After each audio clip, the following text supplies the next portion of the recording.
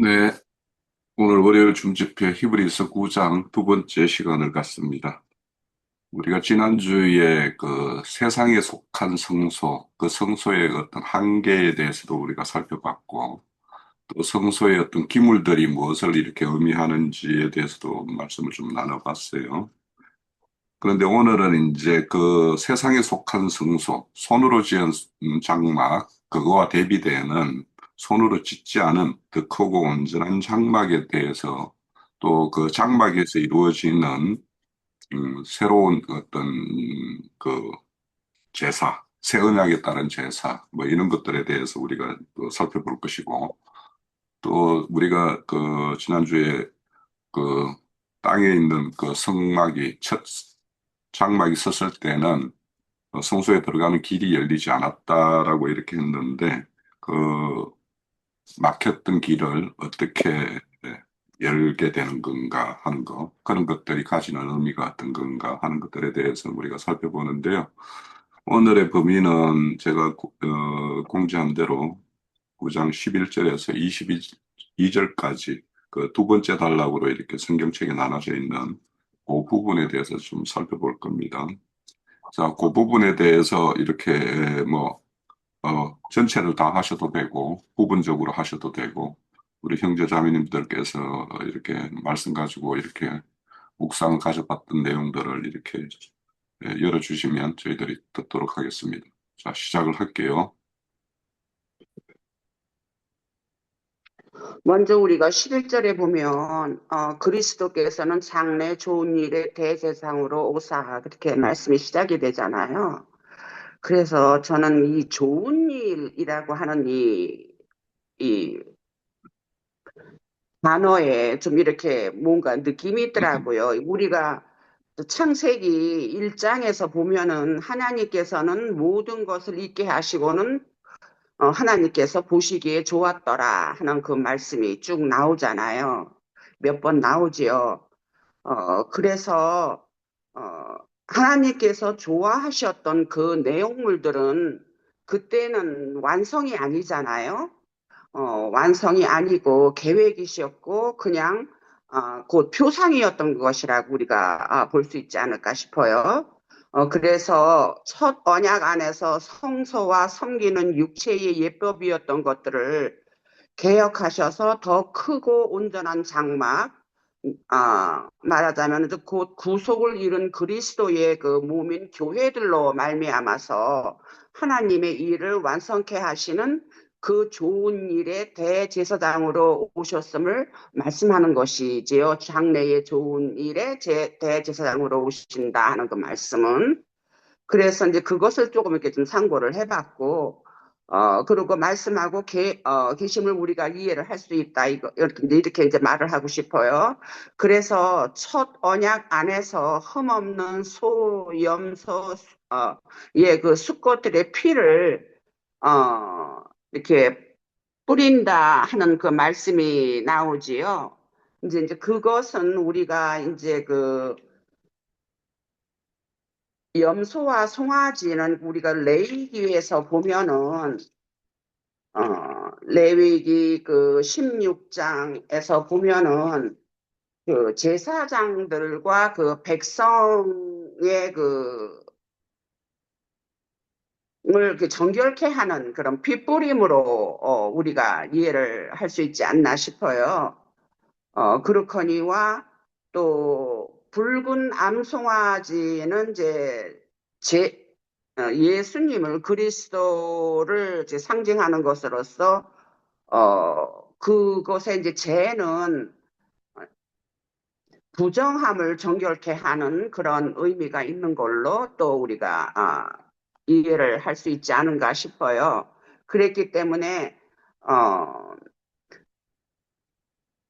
그 부정한 자에게 뿌린 그 구속을 이루신 주님을 이렇게 상징하는 그러한 것으로서 어, 암송아지 죄를 부정한 자에게 뿌려 그 육체를 정결하게 하여 거룩하게 하거든 하는 것이 이제 우리가 더 개혁된 그런 것으로 나아가는 것이 그 이제 주님이 오셔서 이제 그 일을 하신 것이잖아요. 그랬기 때문에 그 14절에 보면은 이제 그런데 하물며 이제 그 죄를 뿌리고 해서 정결케 하는 그런 일을 이렇게 이제 그 첫 언약에서 그렇게 하였는데 그런데 하물며 하나님의 성령으로 인해서 육신의 모양으로 오신 주님께서 당신 자신을 하나님께 드린 그리스도의 피 말하자면은 곧 피는 생명이니까 곧 그의 생명이 우리 안에 이제 들어오시면 우리의 양심은 이제 죽은 행실에서 깨끗해지고 말하자면 우리가 그 로마서 12장 1절에 우리가 말씀처럼 하나님께서 기뻐하시는 거룩한 산 제물로 드려질 수 있는 것을 말씀하고 계시다 하는 것으로 이렇게 이해를 해봤어요. 그래서 그리고 그렇게 이렇게 하심이 어, 곧 11절에서 이렇게 말씀을 하신 것처럼 그리스도께서 장래의 좋은 일의 대제사장으로 오신 것을 의미한다. 우리가 그렇게 이해를 하면 어떨까 생각을 해봤어요. 그리고 또한 주님은 새 언약의 중보자, 곧 사람으로선 도저히 지킬 수 없는 옛 언약에 대한 저주에서 우리를 자유케 하시기 위하여 죽고 부활하시고 승천하시어서 우리 안에 오심으로 말미암아 우리가 더불어 이기는 자가 되어서 하늘에 예비한 한 성을 기업으로 얻을 수 있는 길을 여신 새 언약의 또 중보자이시다 하는 말씀이 또 이제 본문에 이렇게 나와 있어요. 그래서 이제 이렇게 우리가 주님의 그 영으로 오심으로 인해서 우리가 그 기업을 받을 수 있는 그러한 또 물려받는 그러한 이기는 자가 되는 그런 길이 또 열려진 것인 것과 또한 여기에서 이제 또한 또 히브리 기자는 그 유언을 어떻게 했냐 하면은 유언은 그 사람이 죽은 후에야 유효한즉 이렇게 한 것을 이렇게 좀 또 생각을 해보니까 주님께서 인자로 계실 때 제자들에게 틈틈이 주님께서 가셔야 할 일을 이렇게 말씀을 하셨지요. 그렇지만 제자들은 아직도 그 어린 상태에 있기 때문에 알아차리지를 못한 그러한 일들을 우리가 말씀 안에서 많이 보았어요. 특히 요한복음 16장에서 하신 말씀 중에 이제 그것이 이제 성령에 대해서 이제 내가 죽으면 이제 성령 보혜사가 오셔갖고 제자들을 이렇게 알게 하는 깨우쳐주는 그러한 일을 한다는 것에 대해서 이제 언급을 하신 장이 이제 16장이지요. 그러는데 7절 이하 말씀에서 14절까지를 우리가 볼 것 같으면은 잠깐 우리가 거기를 볼까요? 요한복음 16장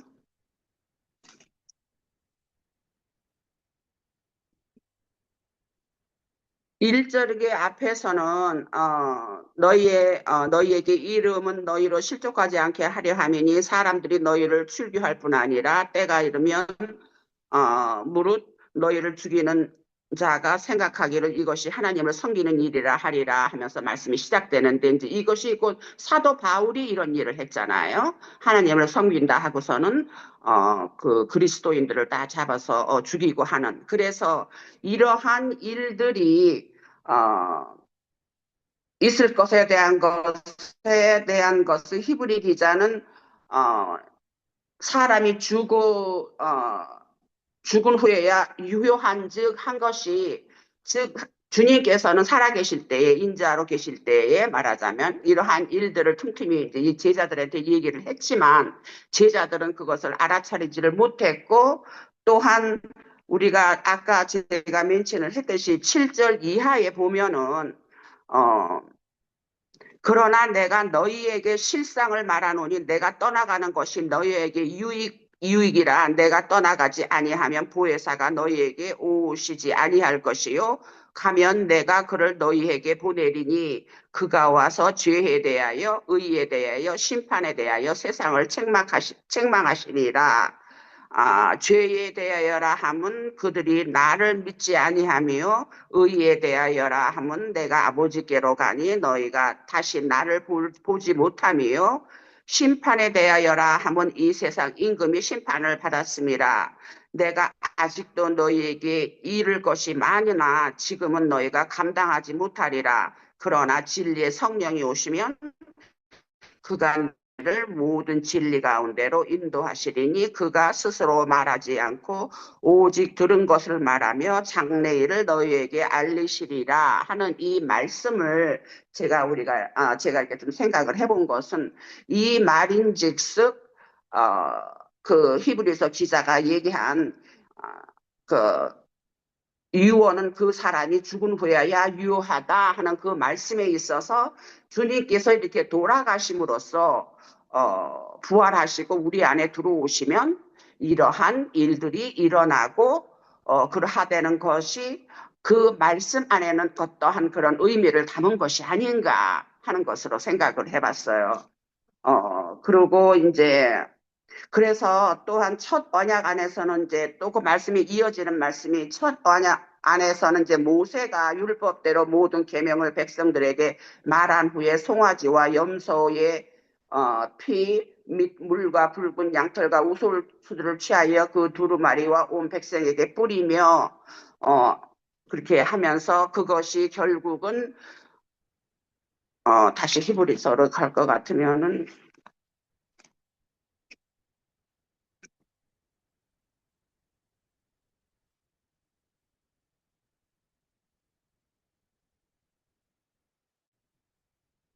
그 본문 안에서 보면은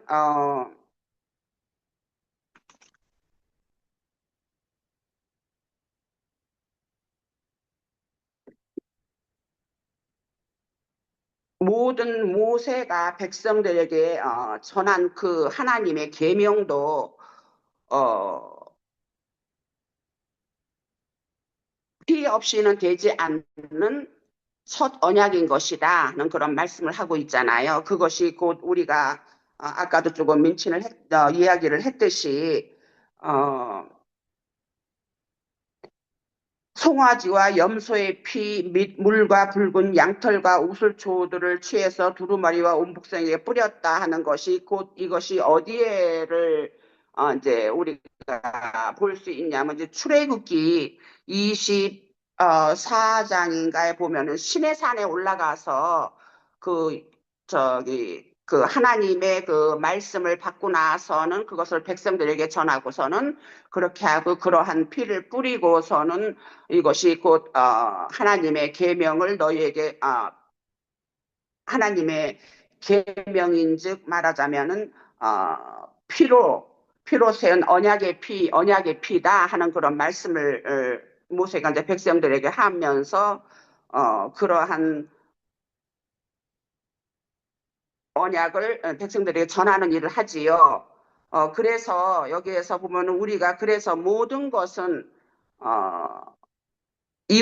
또한 이와 같이 피와 장막과 성기는 일에 또 쓰는 그러한 저기로도 모세 때에도 이렇게 피를 뿌림으로써 그런 것들을 다 정결케 하는 그러한 것을 했다는 것이 첫 언약 안에서도 피의 그 언약의 피라는 것은 이렇게 절대적으로 유효했던 것이다. 그러나 그런 것들이 다 새 언약 안에서는 주님 안에서 주님이 구속을 이루시면서 그것이 실제적으로 우리에게 적용되면서 우리가 이기는 자로서 또한 그러함으로 인해서 그 정해진 하나님께서 예배하신 그 기업을 우리가 물려받을 수 있는 그런 안으로 들어갈 수 있다는 그러한 새 언약에 대한 그 중보자이신 그리스도를 지금 이 안에서 말씀을 하고 계시지 않나 하는 그런 것으로 이제 이해를 해봤습니다. 네, 여기까지 하겠습니다.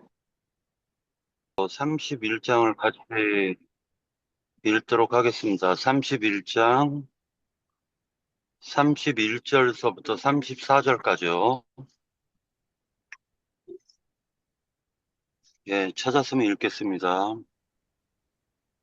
나 여호와가 말하노라. 보라, 날이 이르리니 내가 이스라엘 집과 유다 집에 새 언약을 세우리라.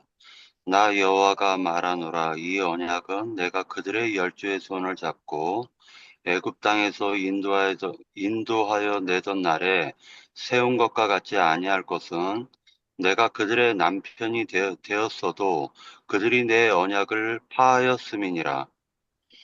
나 여호와가 말하노라. 그러나 그날 후에 내가 이스라엘의 집에 세울 언약은 이러하니, 곧 내가 나의 법을 그들의 속에 두며 그의 마음에 기록하여 나는 그들의 하나님이 되고 그들은 내 백성이 될 것이라.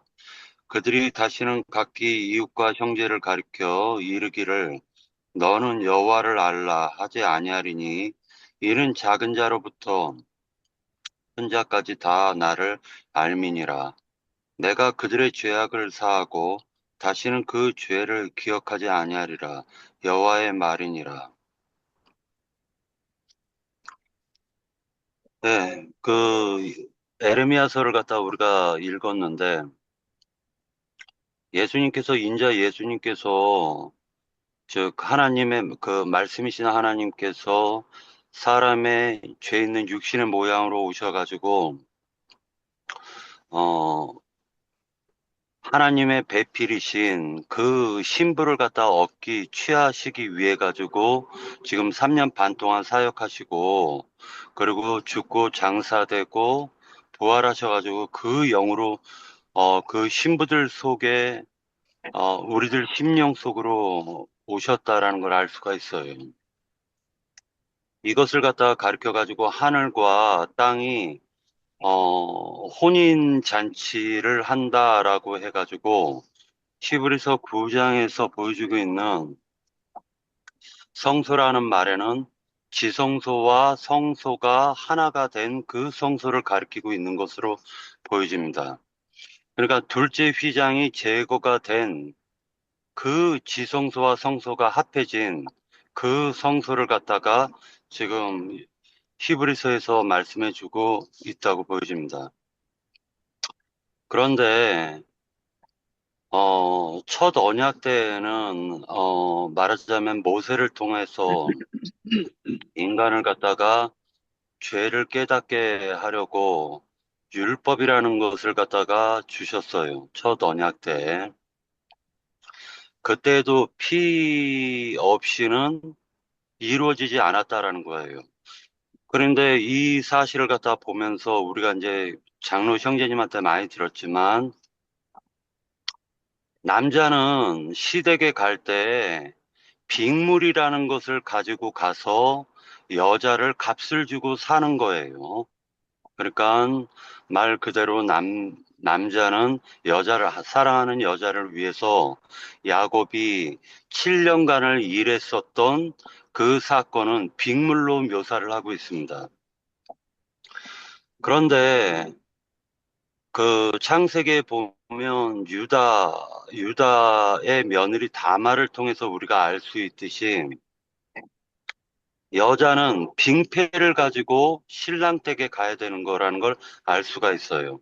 그것은 말 그대로 유다가 준 세 가지 증표였다라는 걸 알 수가 있습니다. 그래서 이 피로 세우신 그 언약은 그 여자를 무흠하게 하고, 즉, 완전한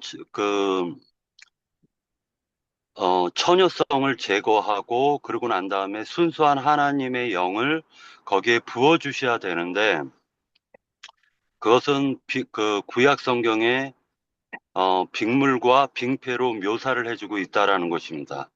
그러니까 아내는 하나님께서 그 과거 첫사람 아담으로 인하여 지어진 모든 지은 죄들을 갖다가 덮어주시고 난 이후에 사람들에게 어, 그, 그 인자 예수님께서 어, 부활하실 때, 그리고 부활하기 전 40일 동안에 제자들과 함께 하시면서 빙패를 갖다 주시고 가셨다라는 거죠.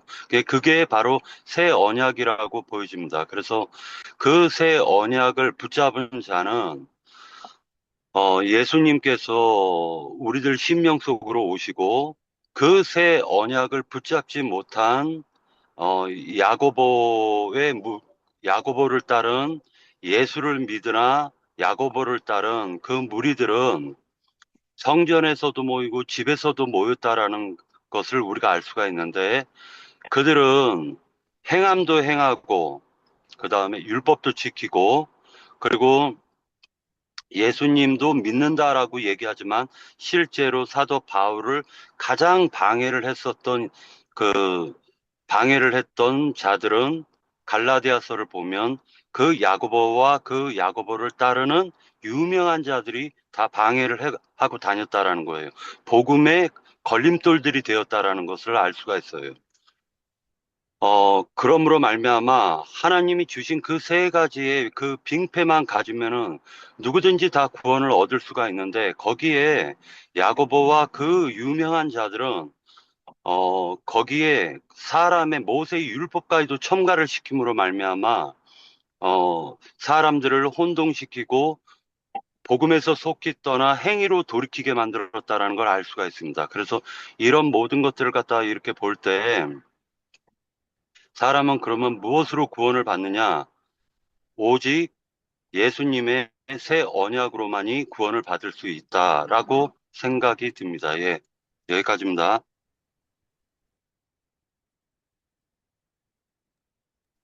예, 네, 제가 이어가겠습니다. 이, 좀 메모를 안 하면 제가 좀 횡설수설 할 건데, 그러시더라도 너른 양해를 바랍니다.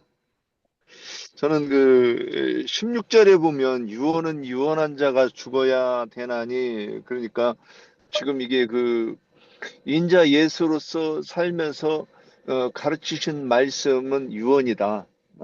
이렇게 이제 줄거리를 잡고, 그 다음에 어, 그, 그 다음에 에, 결론이 그, 성소에 들어가고 또 지성소에 들어가는 것으로 이 내용이 전개되는 것 아닌가 이렇게 보았습니다. 자, 11절 보면 그리스도께서 장래 좋은 일의 대제사장으로서 어, 그러니까 좋은 일의 대제사장 그러면 좋은 일은 뭐냐? 그래서 11절에 그 내용이 뭐냐면 손으로 짓지 아니한 어, 온전한 장막이 이게 더 좋은 일이 에, 그 어, 좋은 일의 제사장으로 하는 일이 손으로 짓지 아니한 장막으로 말미암아 영원한 속죄를 이루시고 단번에 성소에 들어가는 것 이렇게 이제 12절로 이렇게 보여요. 11절 12절이에요. 근데 이렇게 들어갔는데 이거를 또 그 표상으로 구약에 있었던 일을 다시 이야기합니다. 염소와 황소의 피와 및 암송아지의 죄를 부정한 자에게 뿌려 그 육체를 정결하게 하여 거룩하게 하거든. 이거는 이제 표상이죠. 그런데 실상으로는 어떻게 일어나느냐? 14절에 하물며 영원하신 성령으로 이건 인자 예수가 아니라고 보입니다.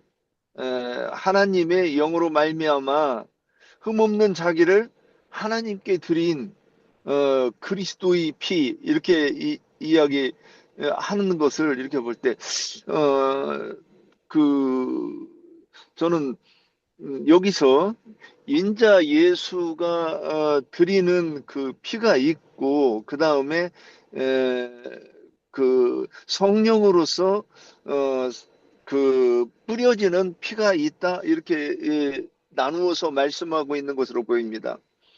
그 15절 이로 말미암아 그는 새 언약의 중보자시니 이는 첫 언약 때에 범한 죄에서 속량하려고 죽으사 그러니까 이 예수 그리스도는 이 땅에 오셨을 때 온전하게 하신 율법으로 제자들을 가르쳐서 씻기는 것으로 저는 이 사역을 나눠볼 수 있다고 봅니다. 그래서 첫 번째는 요한이 물세례의 표적처럼 사람들을 예수님께로 보내기 위해서 요한이 사역을 씻은 것처럼 인자 예수로 오셔가지고 가르치신 것은 성령으로 말씀하신 것이 아니고 밖에서 그 제자들이 옆에서 동행하면서 가르치신 것이지 내주하면서 가르치신 것이 아니고 그것은 그들의 이 성령이 임하실 수 있는 길을 닦는 것이라고 예비하는 것이라고 이렇게 보입니다. 그래서 첫 언약 때의 범한 죄에서 속량하려고 죽으시고 인자 예수가 죽음으로 이 속량은 이루어지고 또 부르심을 입은 자로 하여금 영원한 기업의 약속을 또 얻게 하는 일은 이게 분별해서 이렇게 두 가지로 나눠서 보아야 되지 않는가. 근데 속량을 하고 또 그 혼의 구원을 이루는 이 일의 인자 예수의 뜻이고 그래서 그것을 뭐라고 했느냐? 유언이다 이렇게 말했다고 보입니다. 그러면 그 유언은 실제로 인자 예수가 죽어야 이제 실제 유언이 효력이 있는 것처럼 자 살아있는 동안에는 효력이 없다 그랬습니다. 자 그리고 또다시 이제 표상으로 율법 시대를 이야기하는 것 같습니다. 이러므로 첫 언약도 피 없이 세운 것이 아니니 모세가 율법대로 모든 계명을 온 백성에게 말한 후에 송아지와 염소의 피 및 물과 붉은 양털과 우슬초를 취하여 그 두루마리와 온 백성에게 뿌리매 하였습니다. 그런데 이르되 이는 하나님이 너희에게 명하신 언약의 피라 하고 또한 이와 같이 피를 장막과 섬기는 일에 쓰는 모든 그릇에 뿌렸느니라. 그러니까 이 짐승의 피로 이게 거룩하게 하는 것은 모형이고 이제 인자 예수의 그 피로 어, 그, 어, 22절 거의 모든 물건이 피로써 정결하게 되나니 피 흘림이 없이는즉 사함이 없느니라. 그래서 인자 예수의 피로 구속을 입히고 난 다음에 또 성령의 기름 부으심으로 그 이, 이 온전하게 하는 그 사역을 이렇게 나누어서 말씀하시고 있는 것이 21절까지 아닌가 이렇게 싶습니다. 예, 여기까지 하겠습니다.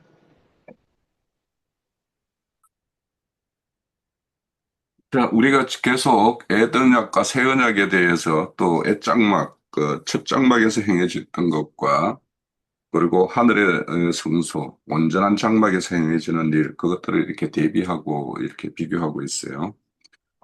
자, 그래서 우리가 오늘 살펴볼 그 히브리서 9장 11절에서 21절까지는 그 구약의 어떤 제사 제도나 성막이라는 것이 이렇게 장차 오실 예수 그리스도의 어떤 사역을 예표적으로 보여주는 어떤 그림자다. 이렇게 우리가 이제 이해를 가지고 있죠.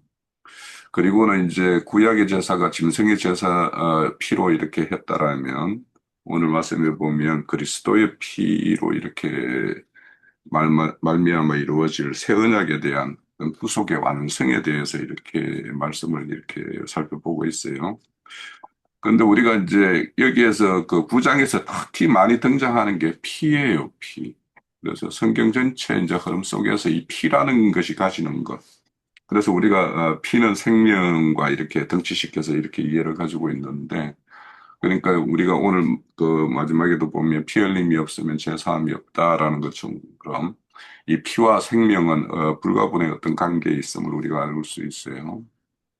그래서 우리 창세기 3장에 보면 그 하와가 하나님의 그 명령을 이렇게 범하고 난 이후에 자기들이 어떤 죄를 지은 이후에 자기들이 벗었음을 이렇게 보고 그것을 가리기 위해서 이렇게 모아가이프로 이렇게 치마를 만들어 이렇게 에, 걸치는 어떤 그런 가리는 어떤 일을 보고 있어요. 그런데 이제 그것이 에, 하나님이 이제 그걸 가죽옷으로 이렇게 교체를 하죠.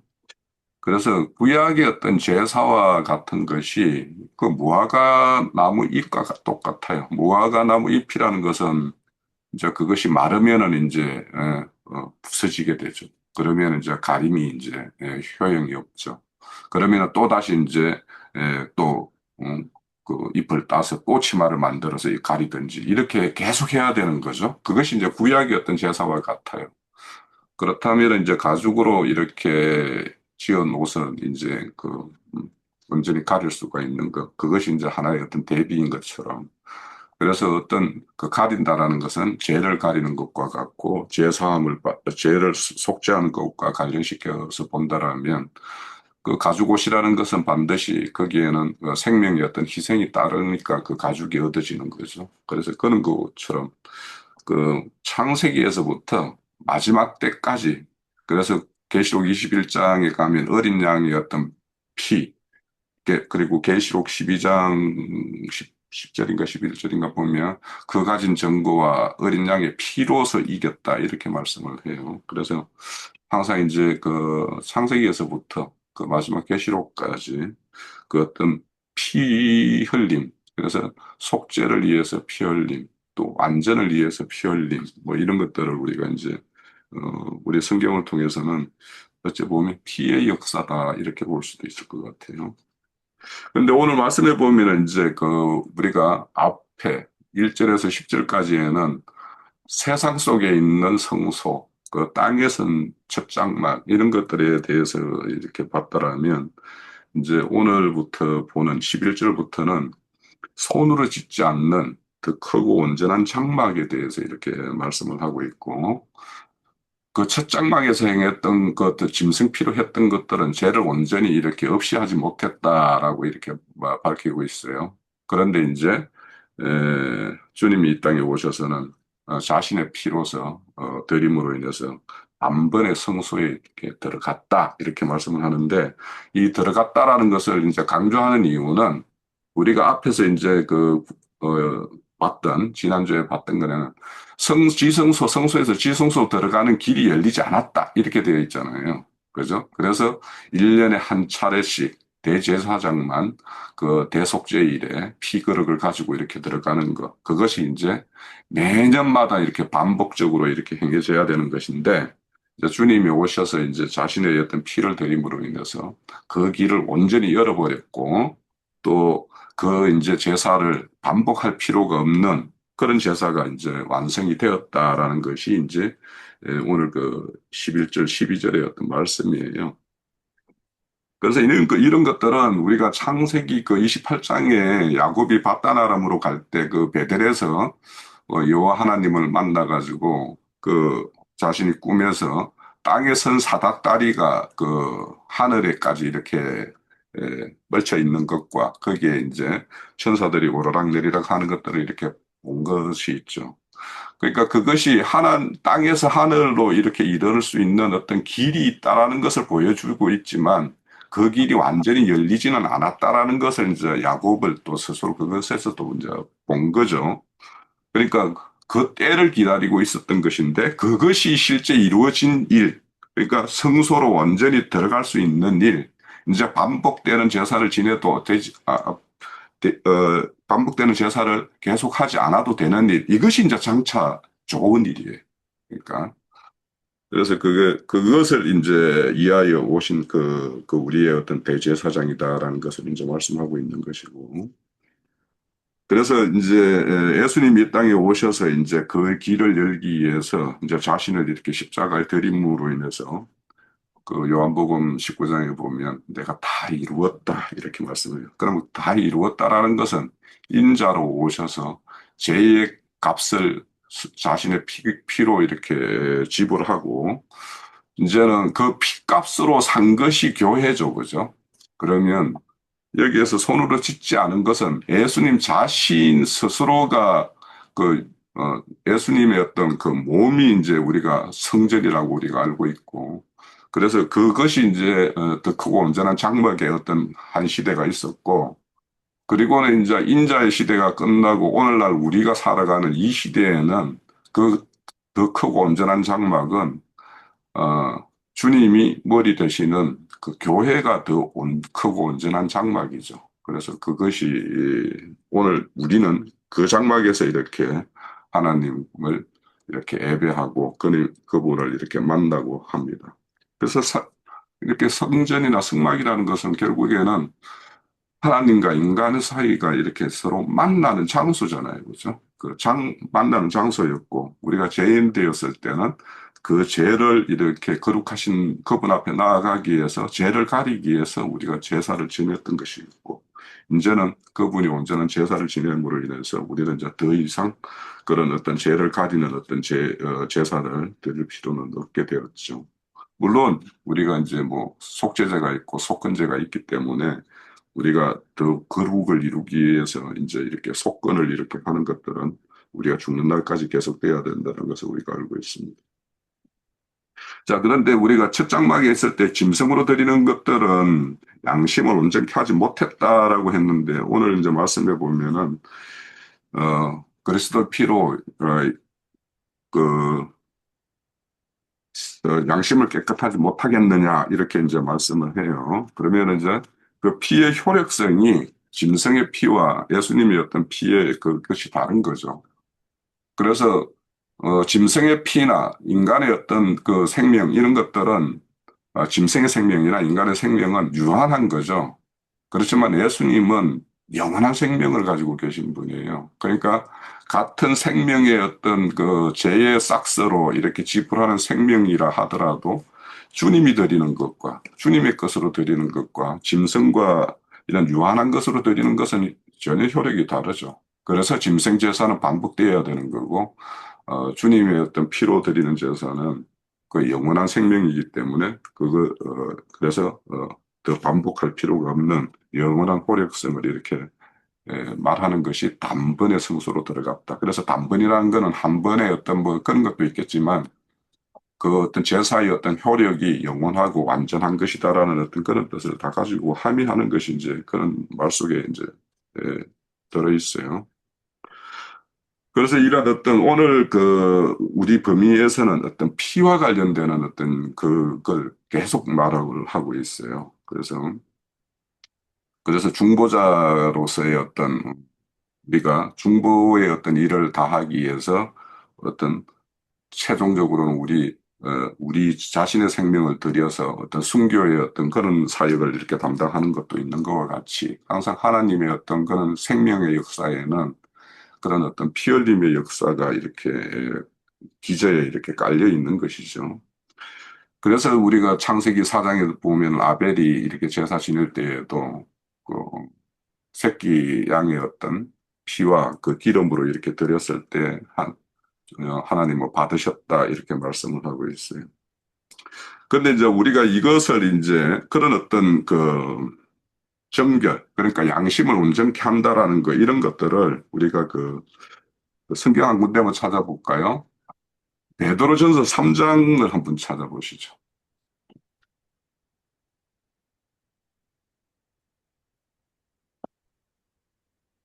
3장 20절, 21절 한번 볼게요. 그래서 정결이라는 것이 단순하게 이렇게 외적인 어떤 그런 것이 아니라 양심의 어떤 변화가 수반되는 이것이 이제 온전한 어떤 주님이 이렇게 추구하는 어떤 그런 것이라는 것을 우리가 이제 이 사도의 어떤 증거에서도 알 수가 있는데요. 그들이 전에 노아의 날 20절입니다. 3장 20절. 그들은 전에 노아의 날 방주를 준비할 동안 하나님이 오래 참고 기다리실 때에 복종하지 아니하던 자들이라 방주에서 물로 말미암아 구원을 얻은 자가 몇 명뿐이니 겨우 8명이라.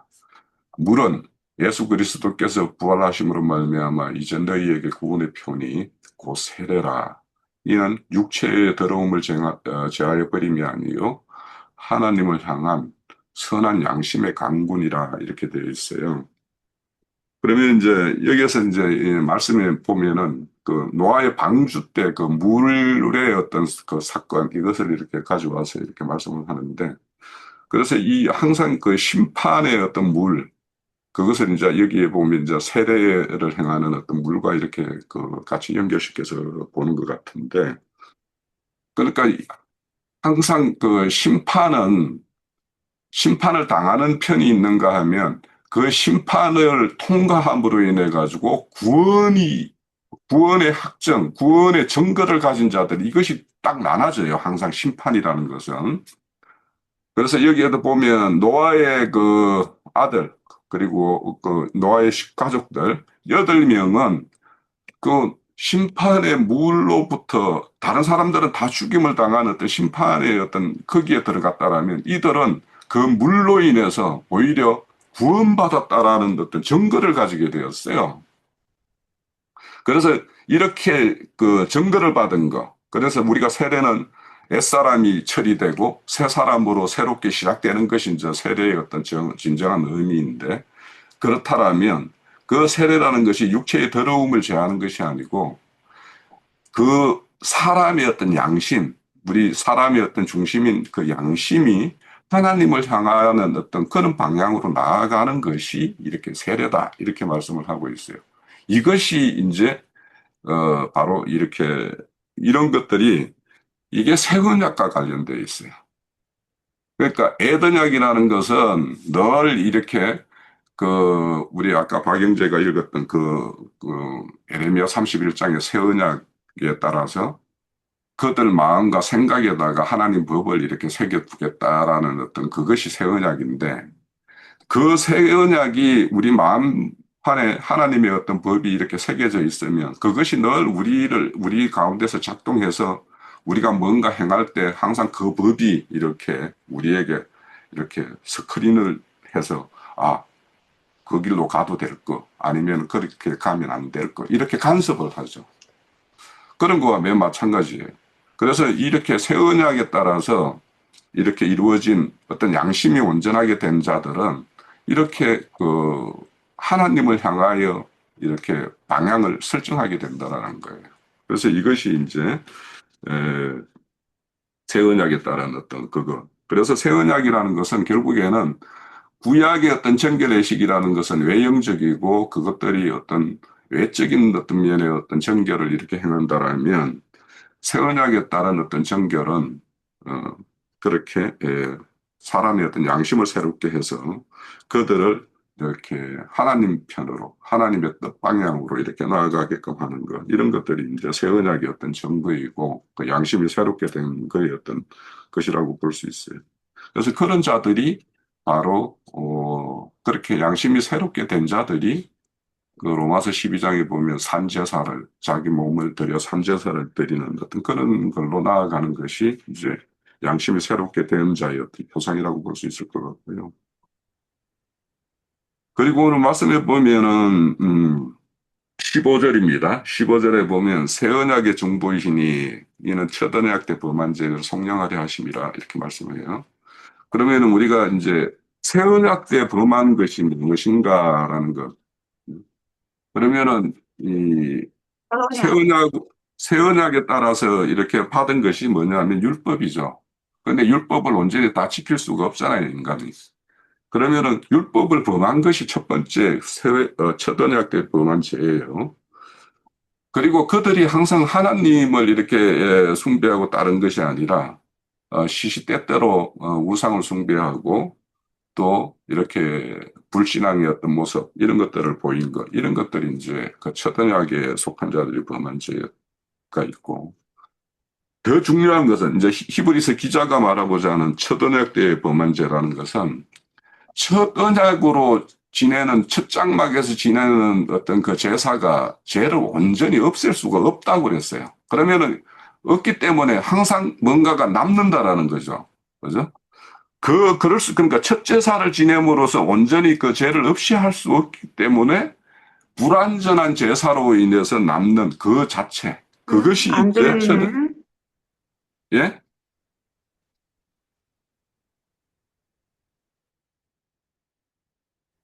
그래서 초등학교 범한죄 같은 경우는 율법을 온전히 지킬 수 없다라는 것과 다시 지정되합니다.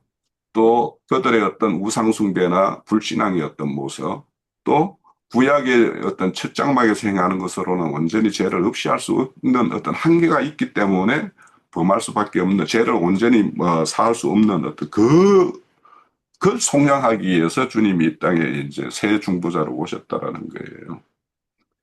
그래서 구약의 제사들이 이렇게 그런 것들은 완전한 예수님이 오셔서 완전케 하실 그런 어떤 제사들의 어떤 모형과 그림자다라고 우리가 이제 그렇게 이해를 가지고 있고, 그리고 이제 그 예수님이 와서 이렇게 피 주면 되지 않을 수밖에 없는 것이, 우리가 그 출애굽 과정에서 보면 6월절 날 그 어린 양의 피로 이렇게 임방과 문설주에 이렇게 발린 그 집은 하나님께서 그 애굽 땅을 칠 때에 그 재앙이 이렇게 유월되었죠.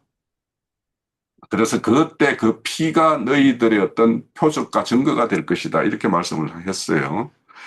그러면 오늘날 우리에게도 그 예수님의 어떤 핏뿌림을 이렇게 우리가 가져 있어야지 우리에게 어떤 하나님의 어떤 심판의 어떤 재앙이 이렇게 심판 때에 그것으로부터 우리가 유월받을 수 있는 것이지, 우리 스스로 예수님의 어떤 피발림에 대한 어떤 그런 것이 확증이 없으면 우리 스스로도 하나님의 어떤 심판 때 우리가 그걸로서 피할 수는 없는 것이죠.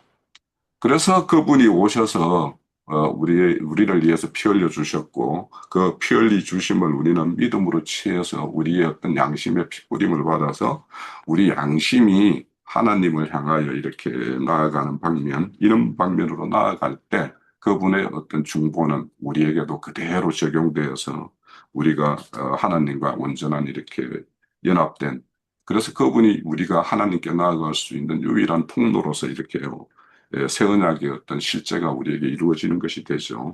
네, 그런 것들을 최전약 때 범한죄를 속하려고 그분이 이렇게 오셨다라는 것, 그것을 우리가 좀 이해를 가지면 되겠고, 그리고 이제 마지막으로 유언한 자가 죽어야만 유언의 어떤 효력성이 발휘한다라고 이렇게 말씀하는 것, 이것을 이렇게 빗대어서 이제 언약과의 어떤 관계를 이렇게 설명을 하고 있는데, 유언이라는 것은 그렇죠. 그 유언은 내가 죽고 난 이후에 너 어떻게 해라, 이렇게 해서 남기는 것이 유언이잖아요. 그러면 그분이 이렇게 살아있는 동안은 그 유언이라는 것은 아주 이렇게 어디에 이렇게 잘 간직된 어떤 그런 유언 서류에 지나지 않죠. 그런데 그분이 죽고 난 다음에는 이제 그 유언이 실질적으로 이제 유언 내용대로 이렇게 집행이 되어야 되는 거죠. 그래서 이렇게 유언이라는 것도 생명과 결탁이 되어 있는 어떤 그런 어떤 면이 있는가 한 그것을 이렇게 빗대어서 언약이라는 것도 생명과 결탁되어 있다라는 것을 설명하기 위해서 유언자가 죽어야지만 효력이 발생하는 것처럼 너희와 나 사이에 맺은 이 언약도 여기에는 생명의 어떤 그런 것이 이렇게 걸려져 있는 것이다라는 것을 말하는 것이 이제 여기서 유언한 자가 죽어야지 효력을 발휘한다라는 거예요. 그것은 왜냐하면 창세기 그 15장에 보면 아담이 이렇게 언약을 맺을 때 보면 이렇게 그 제사 제물들을 이렇게 다 쪼개고 쪼개 놓고 거기에다가 이제 서로 이렇게 언약식을 하고죠. 그러고는 이제 거기에 횃불이 이렇게 지나가는 어떤 그런 것들을 이렇게 보여줘요. 그것들이 뭐예요? 언약을 이렇게 범했을 때 너의 어떤 생명은 그걸로서 이렇게 이 짐승과 같이 쪼개짐을 당할 것이다라는 그것이 이제 언약식에 가지는 어떤 그 상징이잖아요. 그거와 마찬가지예요. 그래서 이제 하나님은 인간과의 어떤 언약을 이렇게 온전히 성취하기 위해서 이렇게 자신의 피를 들여서 이렇게 언약을 이렇게 완성시키는데, 그래서 주님이 누가복음 이런 데 보면 이것은 이 피는 언약을 이렇게 너희와 세운 언약의 피다, 이렇게 말씀을 하고 있어요. 그래서 이 피라는 것과 언약이라는 것, 그래서 새 중보자로 오셔서 그분의 어떤 피 흘림에 의해서 우리가 이제 그분이 약속했던 그 약속이 온전히 성취되는 것, 이런 것들이 실질적으로 이제 장래의 종언일, 그런 것들의 어떤 성취의 모습이라고 할 수 있을 것 같아요. 그래서 예수님이 이 땅에 오셔서 봤을 때 세례 요한이 그랬죠. 보라, 세상 죄를 지고 가는 어린 양이로다, 이렇게 말씀한 것처럼, 그래서 예수님의 어떤 피 흘림으로 인해서 우리의 어떤 온전한 그런 속죄가 이루어졌어요. 그래서 이 속죄를 그래서 이제 우리는 늘 이렇게 사탄의 어떤 참소를 받는데 그 사탄의 참소로부터 우리가 온전히 이길 수 있는 것은 계시록 12장 11절을 한번 보시면 거기에 보면 계시록 12장 11절입니다. 그들이 어린 양의 피와 자기들이 증언하는 말씀으로 그들을 이겼다라고 말씀해요. 그러면 우리는 어린 양의 피, 이 피로 이겼다라는 것은 사탄이 참소할 때 사탄이 뭔가 이렇게 참소하려고 이렇게 접근해 오면 우리는 그거를 어떻게 대응해야 돼요? 야, 웃기지 마. 내 죄는 주님이 와서 다 피로 보상했어. 이렇게 하면 되는 거죠. 그죠? 음. 우리가 이렇게 그 그렇게 이기는 거예요. 어린 양의 피값으로 야, 우리 주님의 피값이 얼마인 줄 알아? 이렇게 그렇게 이기면 되는 것이고, 그리고 또 우리가 어떤 그 하나님과 함께 동행하는 어떤 그런 신앙생활 과정에서 우리가 이렇게 가진 증거들이 있겠죠. 그죠? 우리를 어떻게, 때로는 우리를 이렇게 시험 가운데 있게 하시고, 또 어떨 때는 그 시험 가운데서 하나님이 어떻게 손을 이렇게 내밀어서 우리를 이렇게 구원하셨고, 또 우리가 침체되어 있을 때 어떻게 격려를 받았고, 뭐 이런 것들이 다 이렇게 증거가 있을 거 아닙니까? 그런 것들로 우리가 현재 어떤 공경에 있으면 예전에 그와 같은 일을 경험했던 거, 그걸 통해서 그때도 이렇게 이겼는데 또 주님이 도움의 손길을 주시겠지 하는 걸 우리가 또 이기고 나가는 거, 그런 것들이 다 우리가 가진 증거 아니겠어요?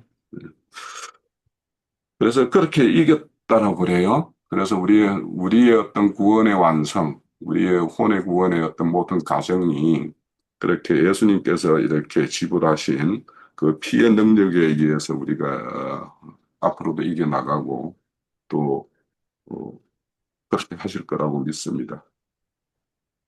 그래서 아까 제가 이제 뭐, 좀 부수적입니다만, 그 모세가 이렇게 초등학 때도 이렇게 피로 이렇게 뿌리고 이렇게 하는 거, 특히 여기에 뭐 죄를 이렇게 부정한 자에게 이렇게 뿌리는 거, 이런 것들은 한마디로 말하면 죄나 뭐 이렇게 이런 것들은 그러니까 그거죠.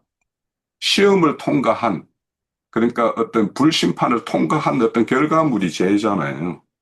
그 결과물로 우리의 어떤 그런, 부정을 이렇게 씻을 수 있는 것. 그래서 우리는 때로는 우리가 범죄함으로, 하나님 앞에 범죄함으로 이렇게 심판을 이렇게 받을 때가 있죠. 그러면 그런 것들의 어떤 경험들이 우리가, 이렇게 잿물로 이렇게 보관을 하고 있어야죠. 그래서 이렇게 우리가 또 다른 어떤 부정한 것이 있었을 때, 그때 그 경험들을, 그런 어떤 유혹을 받을 때, 그러면 그때 어떤 심판을 이렇게 당했었던 거, 이런 경험들, 그것이 이제 남아있는 게 죄잖아요. 죄덩어리잖아요. 그걸로서 이제 우리가 다시, 이 길로 가면 안 되겠구나 해서 돌이킬 수 있는 어떤 그런 것이 되는 것, 그런 것들을 이렇게 표현하는 것이 이 죄를 부리는 것과 이렇게 관련이 있어 보여요.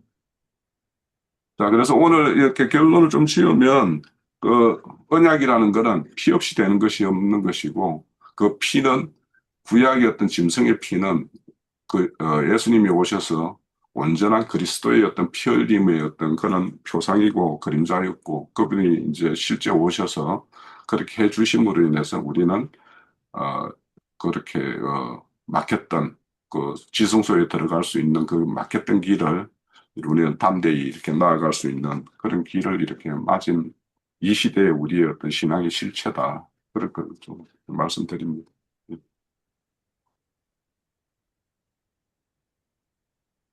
주로 첫 장막과 둘째 장막 이야기하고, 예, 양심상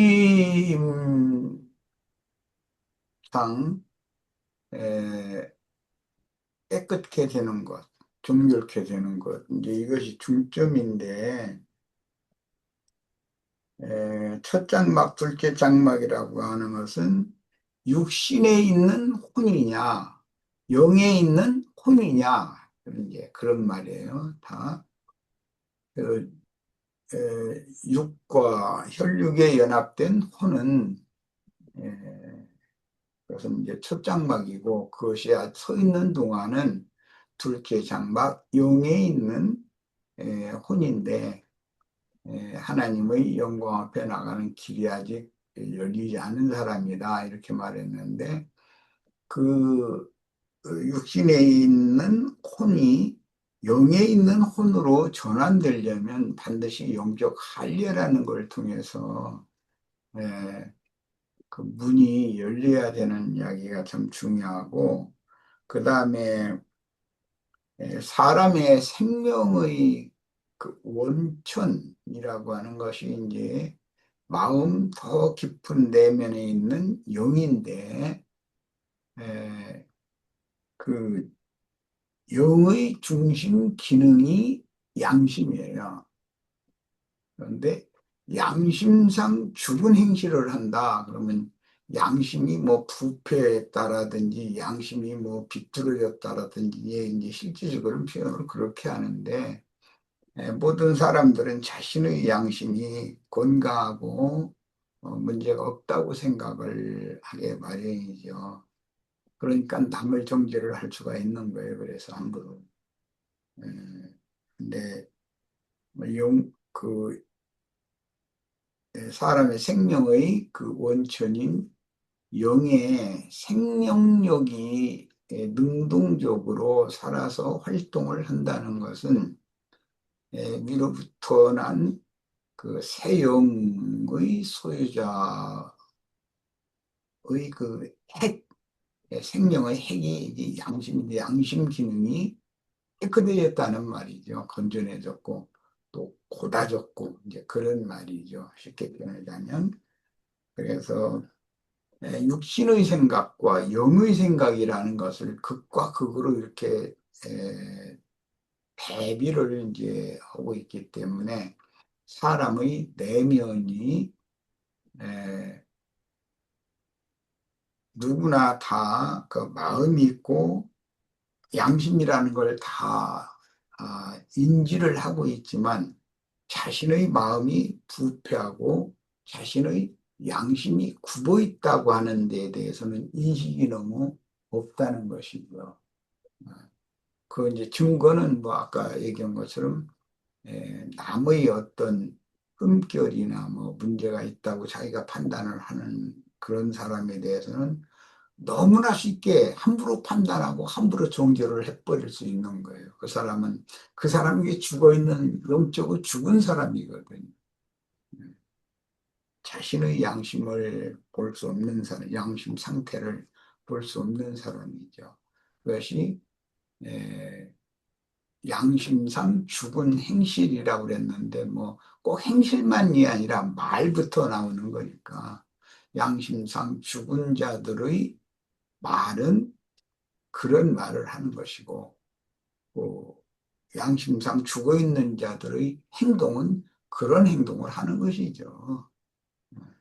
그러니까 이제 이것은 사람을 살리는 것이 제사의 목적인데 그 말은 양심상 죽은 영적으로 죽었다 이제 이렇게 표현하는데 그 사람을 살리는 것이 예수 그리스도께서 오셔서 모든 제사를 단번에 그 한 몸을 바쳐서 대속물로 드림으로 그것을 믿는 사람을 죽은 자를 살려준다라는 말은 양심상 죽어 있는 상태를 살려주는 그런 말이죠. 오늘은 그것이 중점이 되어야 되겠다고 생각을 했습니다. 네.